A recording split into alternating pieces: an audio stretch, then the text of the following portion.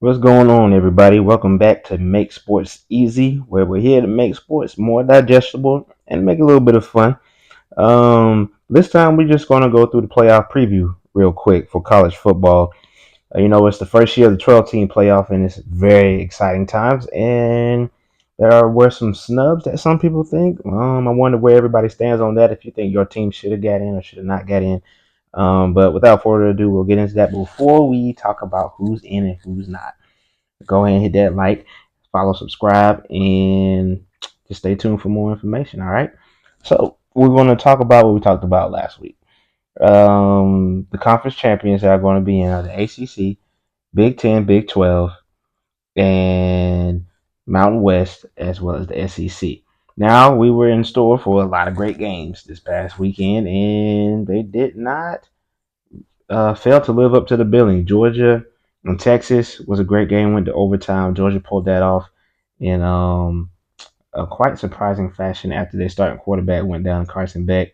But shout out Gunner, you stayed ready. You know what I'm saying? You ain't had to get ready, you stayed ready. And he was able to provide them with a smart because Texas looked like they were going to win the game. Just because Georgia just couldn't put their foot on the pedal. When you let teams like that hang around, that's normally what happens. But they got it done. Clemson, SMU had a furious comeback, 17-point comeback in the fourth quarter to go to overtime. But hey, players make plays, man. It's not about plays; it's about players. And Clemson was able to pull it out in the end by the slimmest of margins. And although they are ranked lower than a number of people, they're not in the top 12 overall ranking because they won the ACC title. They get that automatic bid. ASU dominated Arizona State, dominated their matchup against Iowa State. Scatterboo was killing them boys, but did a good job representing themselves. Penn State came up short once again. They always seem to play to their competition and not to the, whatever standard that they, set forth because they're always in these games, but they haven't been quite able to get over that hump. Let's see if they're able to do that in the playoffs because they're still in, like we talked about last week. Oregon, once again, showed why they deserve that number one seed, number one spot. Although, once we take a deeper look into it, we see that they have probably the toughest road to the championship, which it shouldn't be that way if they're number one seed, right? And so with that, those are all your conference champions. The top seeds made it in to get the bye. So Georgia, Arizona State, Oregon, and Boise State. Now we'll go over the four first round matchups real quick. But we're not gonna go too crazy into the depths of that until later in some other videos. We get the Heisman coming up, so we're gonna chat about that. But we're just gonna go from top to bottom. Clemson versus Texas. All these games are going to be held on campus. It is going to be the most electrifying, crazy atmosphere ever. It's the first year, one, and two, it's on your campus. Man, after being at a bowl game in a playoff atmosphere, you'll understand that, man, it's really crazy. Like you have 50-50, and it's really dope. So Clemson is going to take on Texas. It's going to be a tough matchup for them, but their starting quarterback is coming home. So let's see how he does there.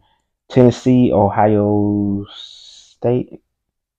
Yeah, Tennessee, Ohio State. That's going to be kind of fun because that team, honestly, the winner, if Tennessee is able to pull that out, they're really putting their name on the ballot as the favorite to take this whole thing. And that's just me.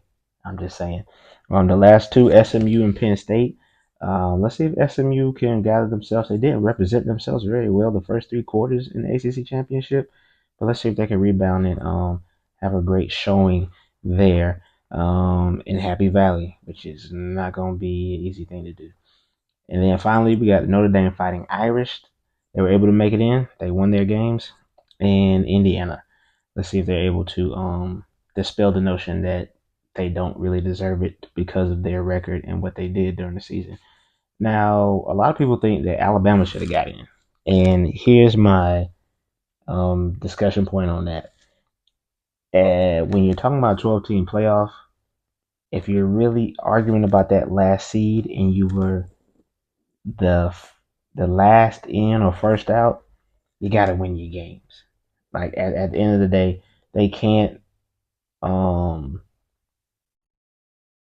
what's the word?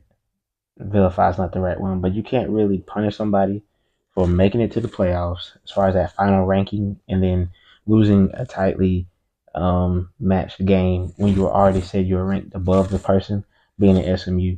It was SMU versus Alabama, and as you saw in the last video, we already discussed this and went over it. If you the only way SMU would get in is if it's a tight matchup against Clemson. And that's exactly what we got. And then the committee, although I'm pretty sure it was very tough for them because Alabama was still the first out, they did the right thing. They did the correct thing. I don't want to say SMU deserved it. Like they earned it. Like they were the number 8 seed going into playoff, not playoff, but going into championship weekend. So just distill all those notions about what their record was and what it wasn't and who they beat and who they didn't. Alabama lost to Vandy, who had a great season this year, but they lost to Vandy. So okay, you can kind of excuse that. They had another tough loss against the top 25 opponent, but then they just dropped the ball against Oklahoma with everything in front of them, like control their own destiny. You beat Oklahoma. SMU doesn't have as much of a debate or a dog in that hunt. But you not only did you lose Oklahoma, you got spanked. Like you didn't score a touchdown against them. It was like whoa, like, that's just shocking. But I go back to say outside of really Oregon, but even them so a little bit sometimes. Every team in this playoffs has warts, as it has been said. Like any team can get got, any team can get hot. There's no one team that has really separated themselves. Georgia has been consistent in big games as far as being extremely competitive, but all these other teams have had moments where you look at them like did y'all wake up today? Like, what's going on? So, we'll go over these games in a little bit more detail as far as the first round games, the four to come. But that's your playoff set. That's what we have to look forward to, and I can't wait. I hope that you stay tuned and you enjoy over the holidays. Games start on December 20th. You got a month worth of playoff games, end on January 20th.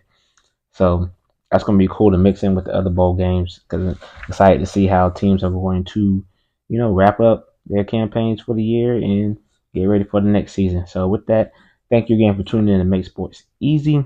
Y'all enjoy yourselves. Go and hit that like, follow, subscribe button, and I'll catch y'all on the next go around. Okay.